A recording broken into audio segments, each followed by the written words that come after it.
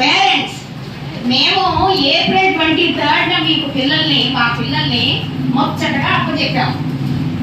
కానీ జూన్ 12న మాకు ఎలా అప్పచెప్పారు? మీ పిల్లల్ని ఎలా అప్పచెప్పారు? అసలు పిల్లల్ని చూస్తే బాధేసింది. మళ్ళీ మా పిల్లలు ఇప్పుడు మామూలుగా చక్కటి ఫ్లవర్స్ లాగా మళ్ళీ వికసిస్తున్నారు. దానికి కారణం మన స్కూల్లో మరి చక్కటి భోజనం అవన్నీ ఏర్పాటు ఉండడం వల్లే కదా. మరి ఎండకి తిరగకుండా మంచి భోజనం వేళకి లభించడం, దీనివల్ల పిల్లలందరూ కూడా తేటగయ్యారు. మేమేమో పిల్లల్ని మీకు పువ్వుల్లాగా చెప్తున్నాం, మీరేమో మాకు అలా పిల్లలను కూడా మీరు బాగా చూసుకోవాలి ఇంటి దగ్గర. ఓకే, మరి స్టార్ట్ చేద్దాం ఫస్ట్ క్లాస్ నుంచి. అంతలోకి మన గౌరవనీయులైనటువంటి మన ఎస్ఎంసి చైర్మన్ గారు వారి సందేశాన్ని ఇవ్వాల్సిందిగా కోరుతున్నాను.